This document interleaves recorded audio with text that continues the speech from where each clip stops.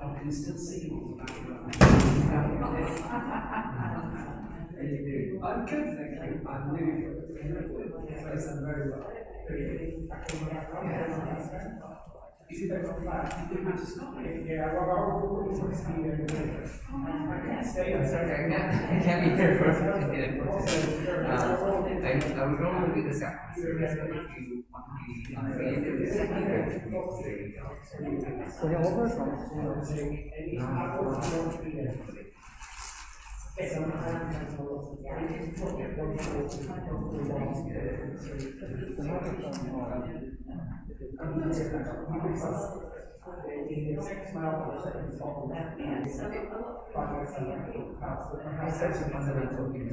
sort of human needs, and I think for a lot of people who sort of having just believe the same thing, find a space where you can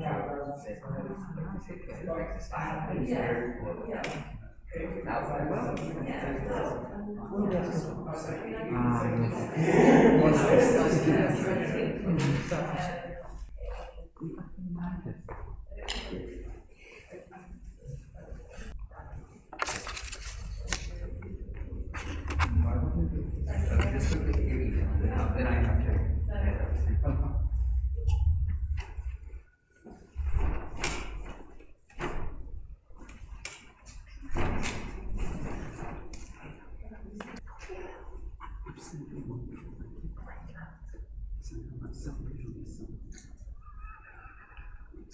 This is the video you take of your service. Yes, yes it is. What is it? Having a service in it. I'm working hard. So I was just talking about the IT,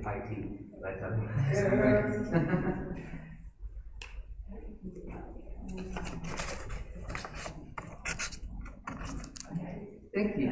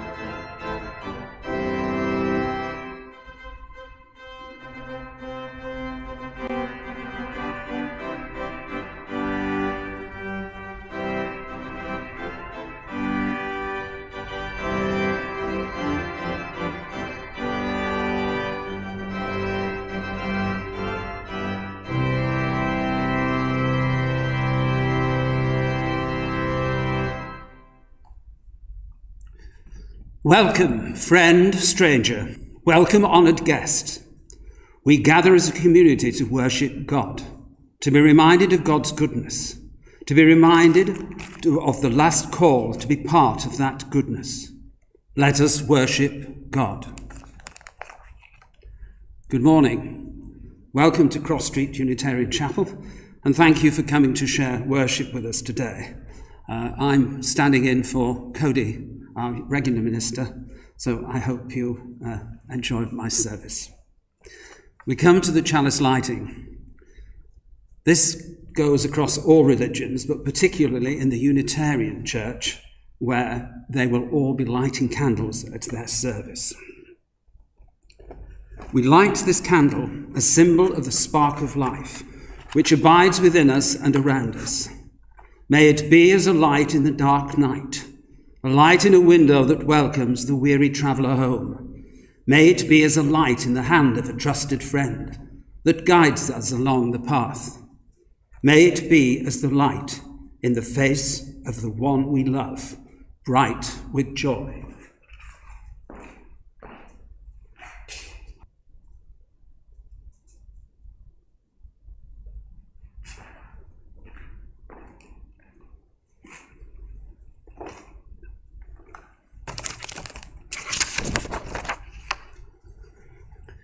We have long in this chapel now, in fact for several years, we developed a covenant.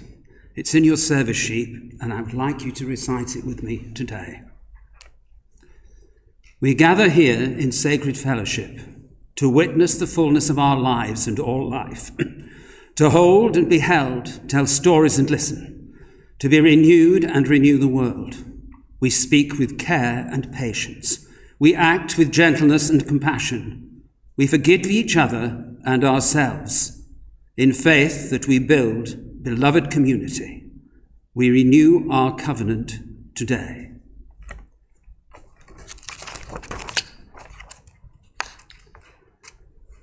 A prayer for common ground.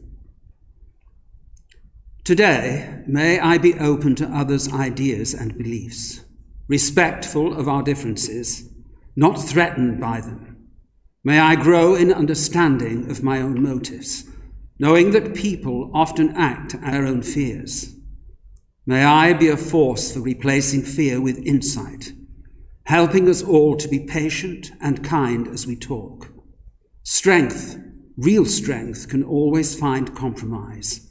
Working together, may we find a common ground. Enable us to move forward with shared purpose.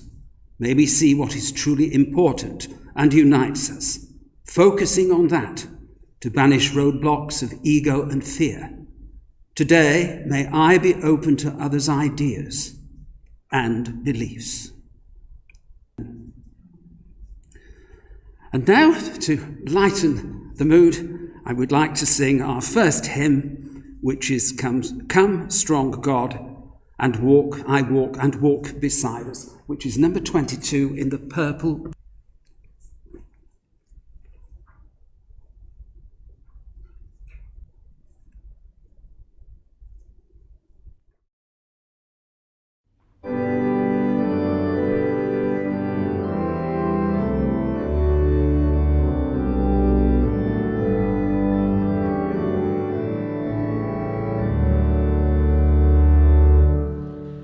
Come, strong God, and walk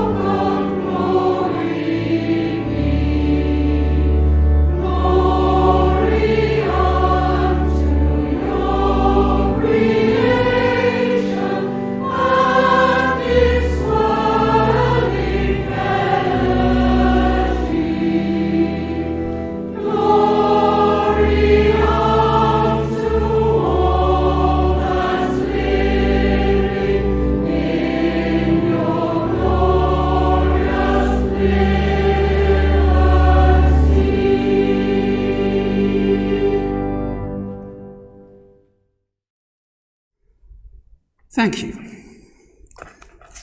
Now, a reading. My theme this morning is... Thank you. I do like a triumphant exit. Thank you.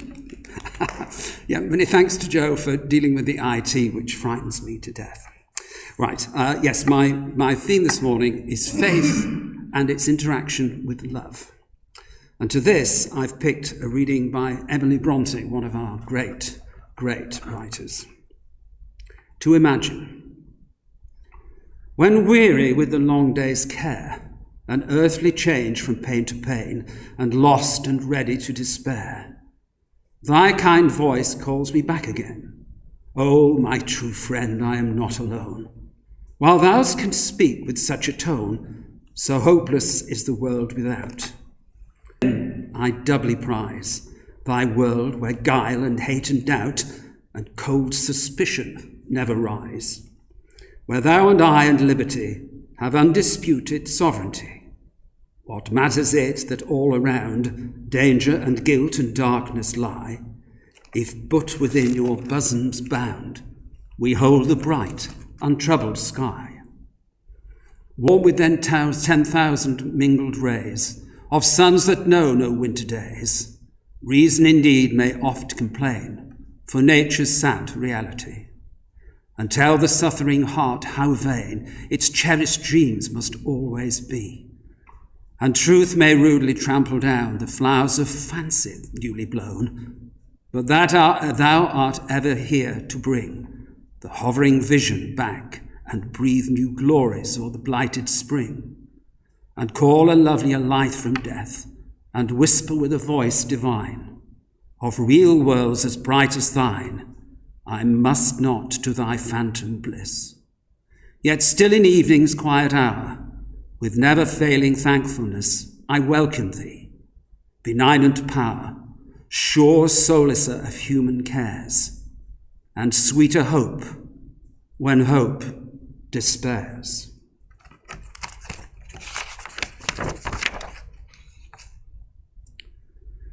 Carrying on with that theme, the second reading. And this is by Ela Forrester. And it tells of how she finds solace and prayer in a particular moment in her life. Standing Still by Ela Forrester. On this desolate day, on this deserted shore, empty sea engulfs me. I stand, only the echo of crunching pebbles, only the lonely cry of a curlew somewhere inland to disturb the quiet. I need this emptiness, this expanse of sea, to refresh my soul. I stand and stare, without thought letting the sea or the wide grey sky absorb me. Why do we build our lives with fret and anxiety, that the innermost parts of the soul's core are choked with busy mess? I had almost got to the point when I did not notice the hand I loved touch mine, to the point when I asked but did not hear how my friends lived their lives, until I stopped on this shore. I have resolved so often before to stand still. What is the point of my resolving yet again? I who believe in inward things neglect my own inwardness. How can I offer peace to others if my own should know none? Guilt or self-blame, I will not destroy this moment. I know thou there here on a grey day, there is an emptying and a renewal. I know that this moment come before, startled by the flame of a flower or caught in the line of a poem, my soul's refreshment comes. And I know now that this is prayer and faith. Stand still and hold it.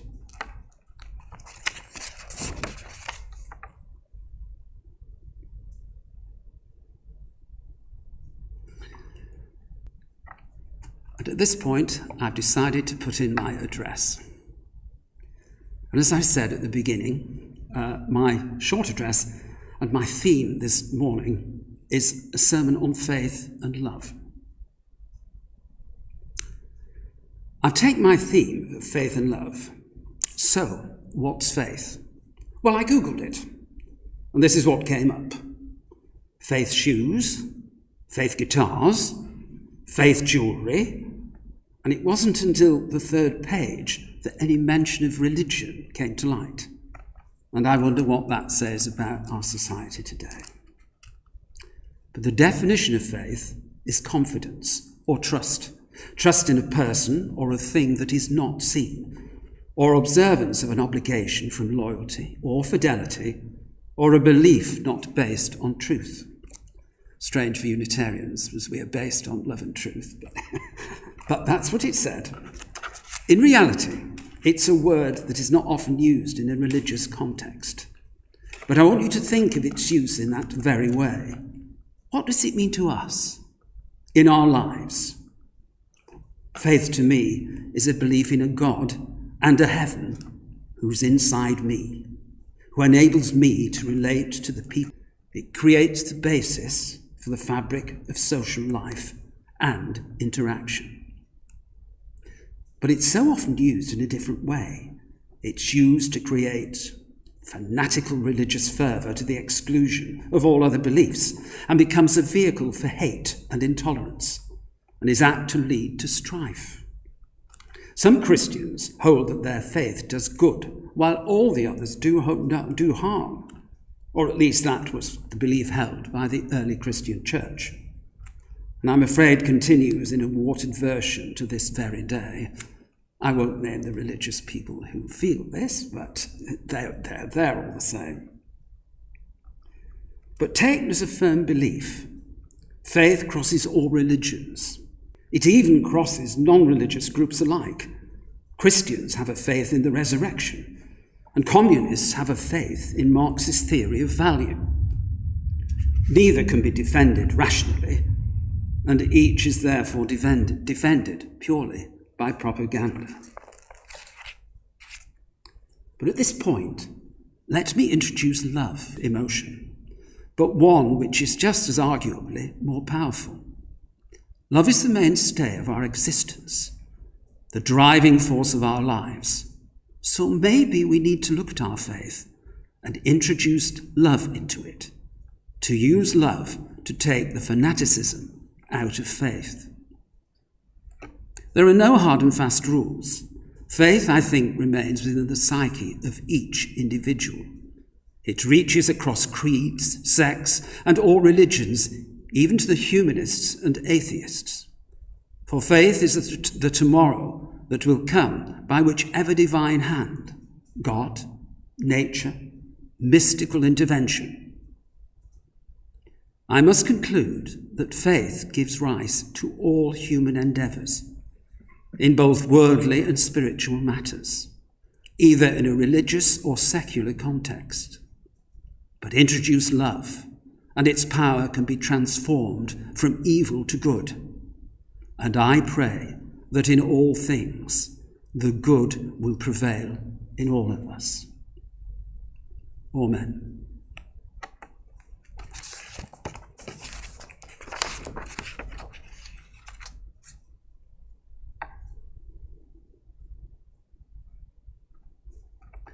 And now, to lead us into a time of meditation and self-prayer, I'd like to read To the Universal Divinity by the Reverend Anthea Ballon. I call upon the One and the spirits and souls, both visible and invisible, great and small, that embody the forces of love and wisdom. I ask you to love us, care for us, heal us, and sanctify us, for it is you above all things I love with all my heart and with all my mind. May this blessing be revealed by the divinity of my true self, and may the light within me shine now and for always.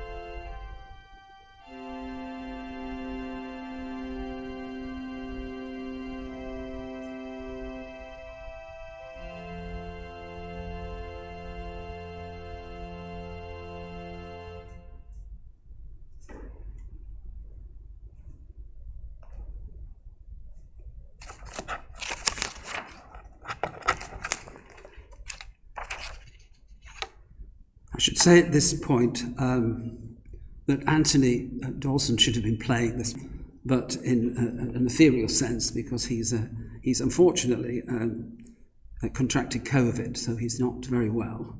So but he's playing in spirit at the hands of Joe here, who's got the power to, yes. Well, to lead us into our next hymn, there's a meditation, which I found, which about sums up the way we ought to be thinking about our lives and to be truly thankful.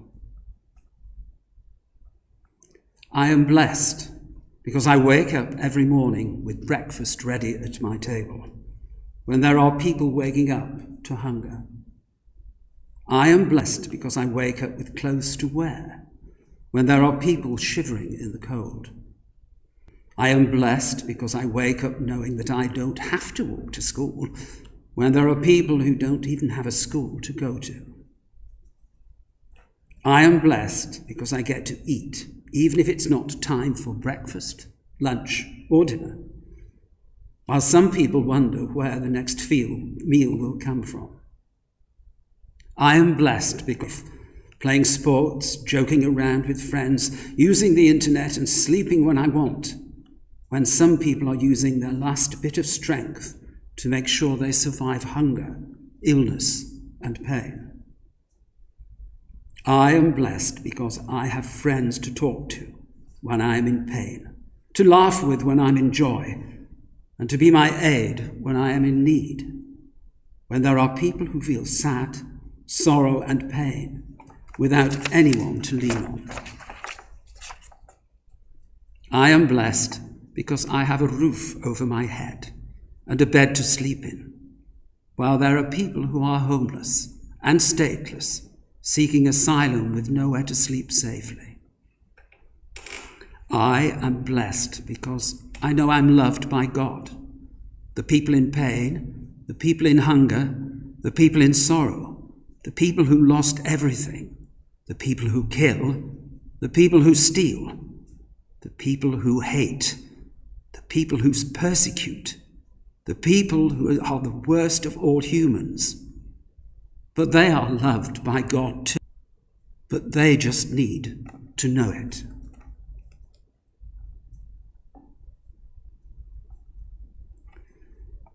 And now we're going to sing our next hymn, which, if everything is correct, will be the electronically. We should be singing in the Green Book, number 60, I Count My Blessing. Truth, Trust in Life. Trust in life, please.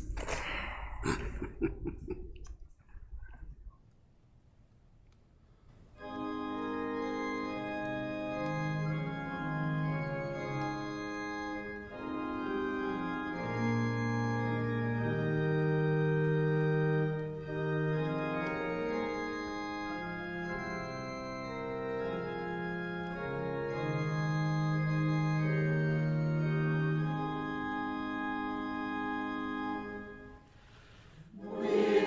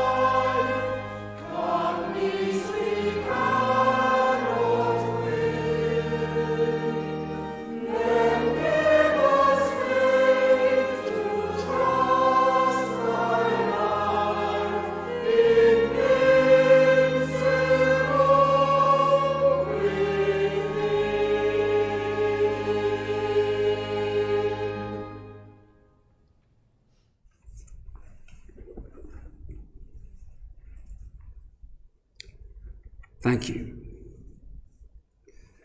It's now the part of our service where we can add our own thoughts and trials and tribulations, or joys or sorrow, in lighting a candle.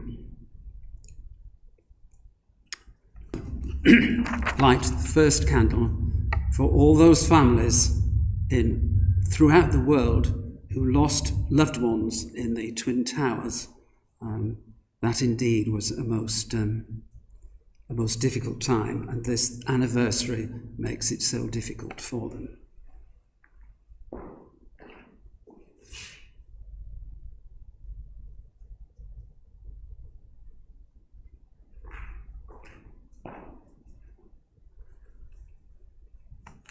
If you'd like to light a candle then and share with us your thoughts, then please do. And you can use this microphone to tell us and share with us. Or you can keep your prayers into your heart. Both are acceptable in this place.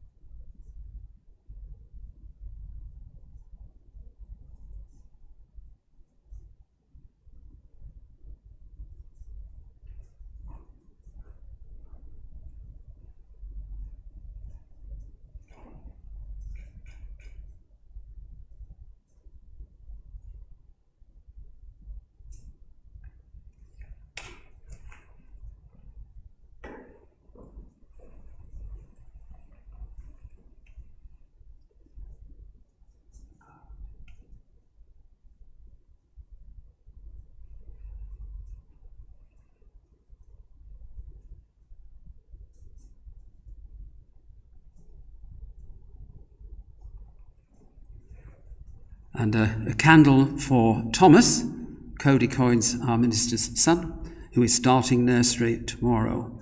So on Monday, which is an enormous big day for him.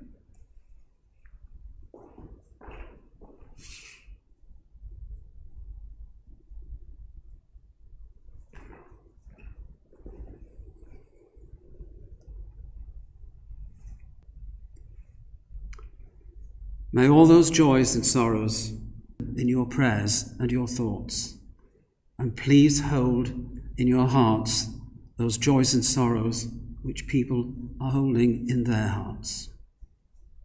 Amen.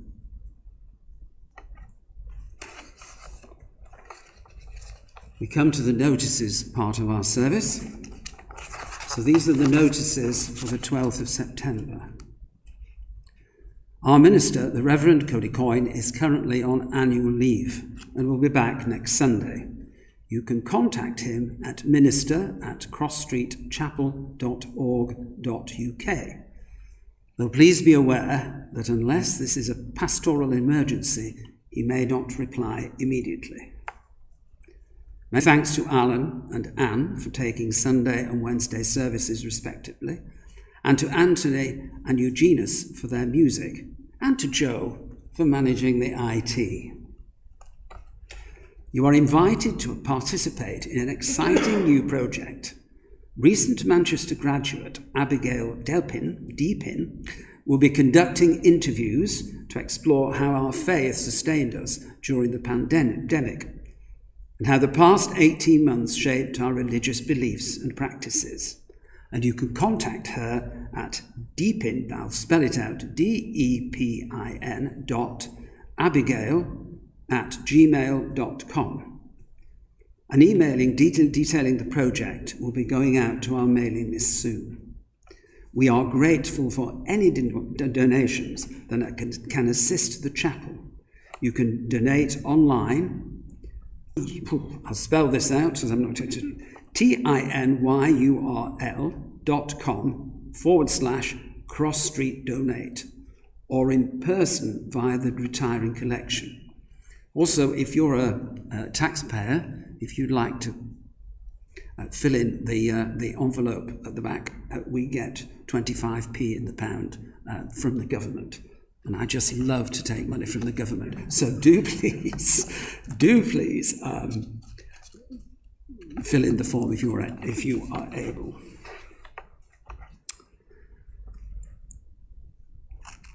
We're now going to sing a hymn. Actually, the one I missed out earlier, that was my mistake. Thank you. You should have pointed that out to me. Which is actually number 46 in the Green Breathe on Me, Breath of God. Sure. Yes, I'm positive.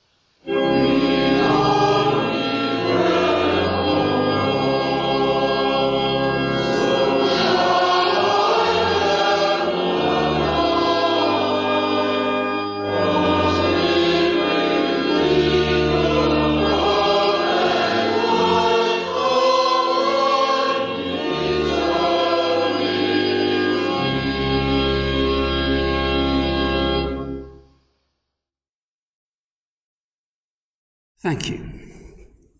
A story has just come to mind, one that I read a long time ago. So I thought I'd share it with you now. A man and his young son were passing a line of elephants, big, strong elephants with huge tusks. And they were all there with one tiny, thin chain wrapped around their legs and anchored to the floor. And it puzzled the young boy, because the young boy said to his dad, "Why don't the elephants just break the chain?" And the elephant keeper overheard this. And he said, "Well, you see, when the elephants were little tiny elephants, baby elephants, they tied a chain around their legs, a big, big chain. But now that the elephants have grown up, they still think that the big chain is wrapped around their leg. And so they stand there and never try to break free." And of course, how many times in our lives do we carry the baggage of learnt behaviour into our adult lives? So just maybe, we should try and not be like the elephants, but break free and create the life that we want to be. We're going to sing another hymn before I close the service. This is number 45, "Come Down, O Love Divine." Come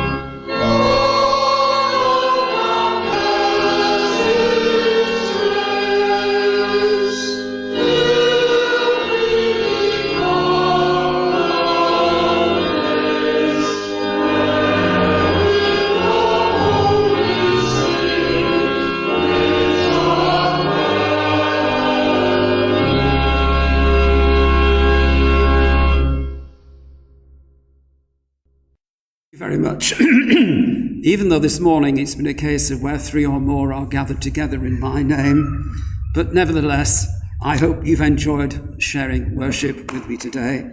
It's been my pleasure. I have been absent from Cross Street for quite some time because I've been holding services at my caravan site, which they asked me to do. So hence my non-appearance at Cross Street. But I shall be here probably from more or less now on. Whether that's a threat or a promise, I'm not sure. But anyway, well, you can take it as you will. I'm going to now bring our service to a close. And if you've heard me recite this before, I'm sorry, but I think it's quite an interesting conclusion. I dreamt of death came the other night, gates swung wide. An angel with a halo bright ushered me inside. And there, to my astonishment, stood folks I'd judged and labelled as quite unfit, of little worth, and spiritually disabled. Indignant words rose on my lips, but never were set free. For every face showed stunned surprise. No one expected me.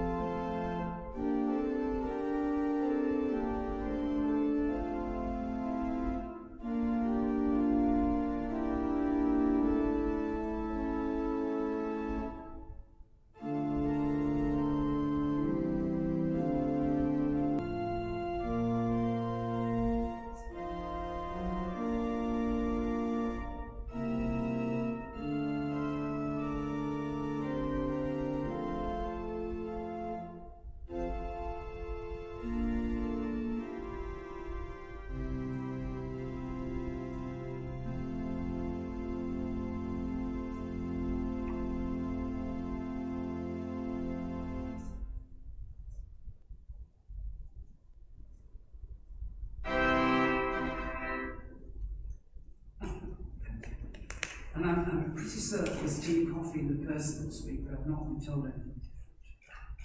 So if we wander through, I'm sure that they're